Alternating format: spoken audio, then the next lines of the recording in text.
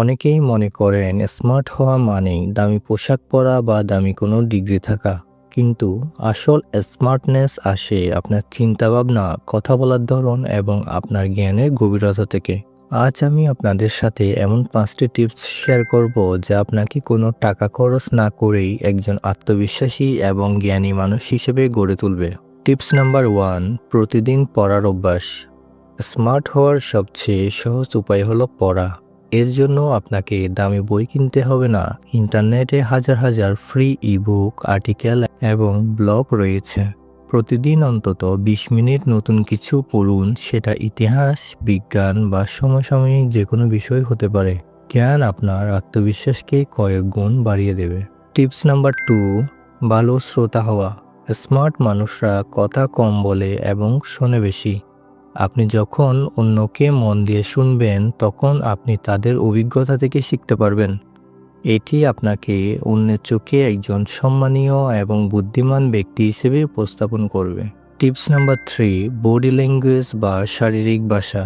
আত্মবিশ্বাস শুধু কথায় নয়, আপনার চলনে বলনেও ফুটে ওঠে। সোজা হয়ে দাঁড়ানো, কথা বলার সময় চোখে চোখ রেখে কথা বলা এবং মুখে হালকা হাসি রাখা, এসবের জন্য কোনো টাকা লাগে না, কিন্তু এগুলো আপনাকে মুহূর্তে আত্মবিশ্বাসী করে তোলে। টিপস নাম্বার 4, ইউটিউবকে শিক্ষার মাধ্যম বানানো।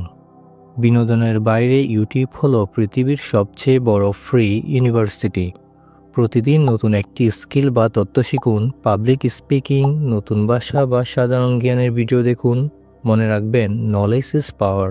টিপস নাম্বার 5, নিজেকে প্রশ্ন করা।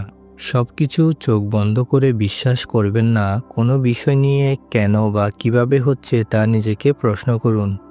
যুক্তি দিয়ে চিন্তা করার ক্ষমতা আপনাকে সাধারণ মানুষের ভিড় থেকে আলাদা করবে এবং আপনাকে অনেক বেশি স্মার্ট করে তুলবে। আপনাদের একটি বোনাস টিপস দিই, ভুল করতে ভয় না পাওয়া। স্মার্ট হওয়ার পথে বাধা হলো ভুল করার ভয়, কিন্তু আত্মবিশ্বাসী মানুষরা ভুল করতে ভয় পায় না, বরং ভুল থেকে শেখে। তাই নতুন কিছু চেষ্টা করতে দ্বিধা করবেন না।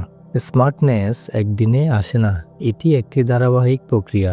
এই অভ্যাসগুলো নিজের জীবনে প্রয়োগ করা শুরু করুন, দেখবেন অল্প দিনেই আপনি নিজের মধ্যে এক বিশাল পরিবর্তন লক্ষ্য করছেন। ভিডিওটি আপনার ভালো লাগলে বন্ধুদের সাথে শেয়ার করুন এবং পরবর্তী ভিডিওর জন্য চ্যানেলটি সাবস্ক্রাইব করে রাখুন। ধন্যবাদ।